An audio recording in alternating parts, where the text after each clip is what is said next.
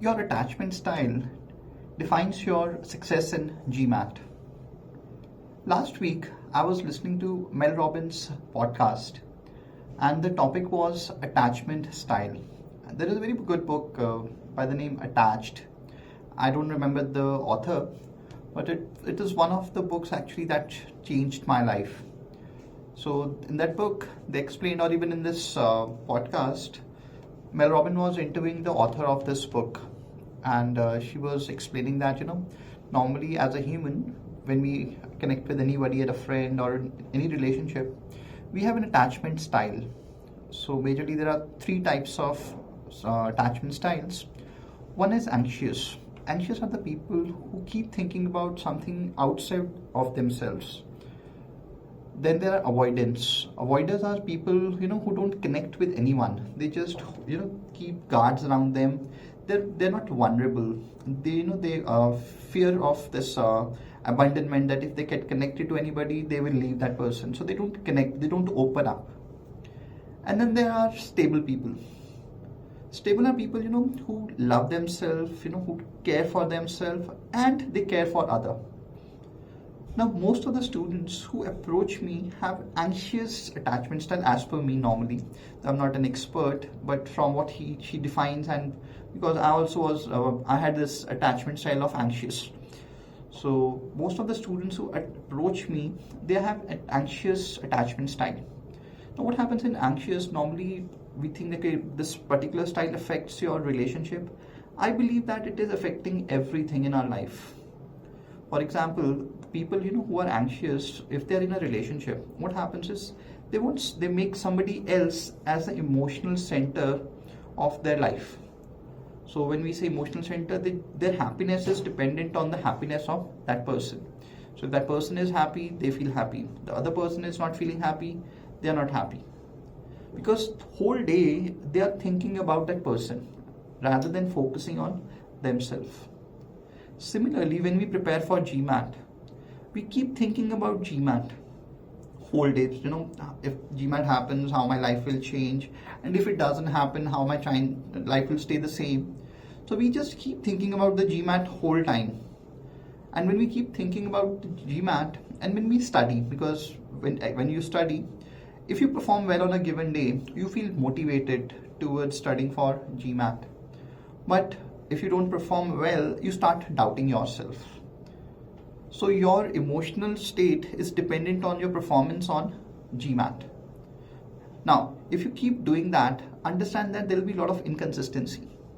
Because if you're feeling good, you're studying, and when you're not feeling good, you're not studying. So everything is based on your feelings, your moods, and it is dependent on GMAT, which is outside of you. So most of the students who approach me, or who are preparing, they do the same mistake. They make GMAT the center of their life. They keep thinking about the GMAT whole day. So when you think about something whole day, your happiness will be dependent on that particular thing.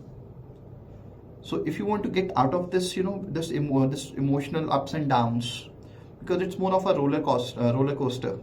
Because sometimes you're up, sometimes you're down. That's why your preparation will be like this, and it takes a lot of time. I've seen students, investing 3-4 years of their life on this particular exam. And probably I would say this is true for all the aptitude exams, for CAT, GRE, GMAT, even IIT, JEE. So if you just keep thinking about that, probably you will not be able to score high, because you're not actually studying, because there is a lot of inconsistency. Now, if you want to get out of this inconsistency, it's very simple. Stop thinking about this GMAT. Because if you stop thinking about something, slowly you will see that it will stop affecting you emotionally. Okay, your motivations to study, or your demotivation when you're down, self-doubt, it will not stop affecting you. 100% it will not happen, but to a large extent it will stop affecting you emotionally. And once something stops affecting you emotionally, then you can actually analyze what is the situation. So when you say, okay, I need to study, what exactly I need to study? So normally I recommend 2 steps. One, stop thinking about GMAT. Okay, if you do that, probably you will see that you are more happier state, more stable state. Okay. Second, when you study, just analyze what exactly should I study. For example, in a day, study for 2 hours, but tell yourself what exactly should I study, and just invest yourself in studying for that. Stop thinking what will happen in GMAT, because once you invest yourself, there'll be a lot of concentration. And when you concentrate on something, you actually learn things and you grow. And when you grow, you get a sense of feeling of achievement. So when you feel you have achieved something, automatically there is an inspiration. Now this is not something which is outside, because now you know that I just need to focus on the study. I don't have to think about the GMAT. So if you do that, automatically you will see that there is more stability.